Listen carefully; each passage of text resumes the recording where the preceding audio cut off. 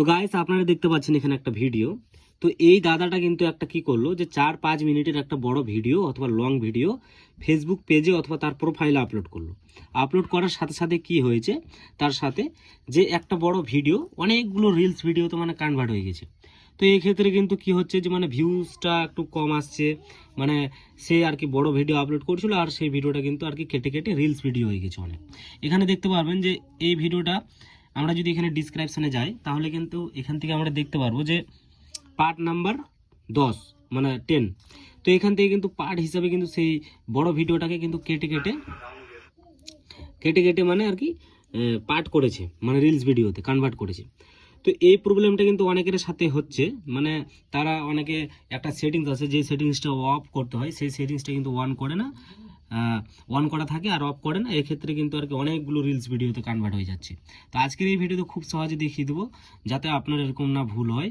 আপনারা কিন্তু সেই সেটিংসটা যদি অফ করেন তাহলে কিন্তু অটোমেটিক কিন্তু আর কি যখন একটা লং ভিডিও আপলোড করবেন তখন কিন্তু সেটা বড় লং ভিডিওই আপলোড হবে। আপনারা যদি দেখতে চান আমি সিম্পলি আমার প্রোফাইলে নিয়ে যাচ্ছি। আমার প্রোফাইলে যাওয়ার পর আমি কিন্তু এর আগে কিন্তু বেশ কয়েকবারে বড় বড় লং ভিডিও আপলোড করেছি, আর সেগুলো কিন্তু বড় আর কি একটাই আর কি লং ভিডিও আপলোড হয়েছে, কোনো প্রবলেম নেই যে মানে রিলস ভিডিও হয়ে গেছে। তো এখানে আমি অনেকটাই আপলোড করেছি, যেটা একটা লং ভিডিও, তারপর এটা একটা, তারপর এখানে আমি যদি আসি এটাও একটা লং ভিডিও, আমি জয়েন করে এটা আপলোড করেছিলাম। তারপর নিচে আরও কয়েকটা ভিডিও আছে, সেগুলো কিন্তু প্রায় প্রত্যেকটাই কিন্তু লং ভিডিও বেশিরভাগ ক্ষেত্রে। কিন্তু এই যে এটাও একটা লং ভিডিও, কিন্তু কোনো রিলস ভিডিও হয়নি। এই যে এই ভিডিওটা যদি দেখেন তাহলে এখান থেকে যদি আমরা যাই তাহলে এখান থেকে আপনারা দেখতে পারবেন যে 33 মিনিটের মানে ভিডিও, একটা লং ভিডিও। তো এটা কিন্তু একটা আধা ঘন্টার আর কি ভিডিও, তাও কিন্তু আর কি কোনো রিলস হয়নি। তো আপলোড করার একটা সিস্টেম আছে, সেটা আজকের এই ভিডিওতে খুব সহজে দেখিয়ে দিচ্ছি। সিম্পলি আপনারা কি করবেন, এখানে দেখতে পারবেন প্লাস আইকন, এই প্লাস আইকনে ক্লিক করবেন। ক্লিক করার পর এখান থেকে পোস্ট অপশানে ক্লিক করবেন।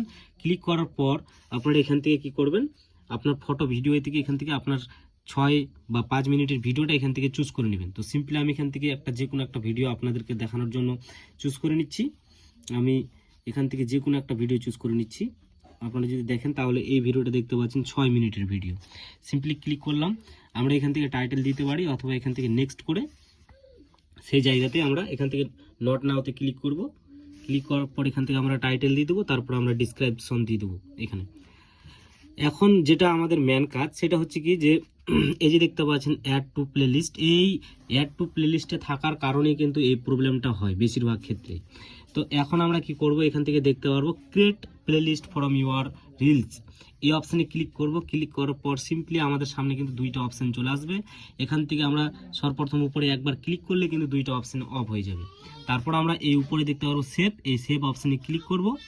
ক্লিক করার পর আমরা যদি নিচে স্ক্রল করে আসি তাহলে এখানে একটা অপশান দেখতে পাবো ক্লোজড ক্যাপশন, মানে আমাদের যেগুলো লেখা থাকে সেগুলো কিন্তু অটোমেটিক আমাদের ভিডিওতে দেখায়। তো আমরা এই অপশানটাও এখান থেকে অফ করে দেবো, কারণ বন্ধুরা এই অপশানটার জন্য মানে এই প্রবলেমটা হয়। তো আমরা এখান থেকে এটাকে অফ করে দেবো। তারপর আমরা সিম্পলি এখান থেকে ব্যাক করব।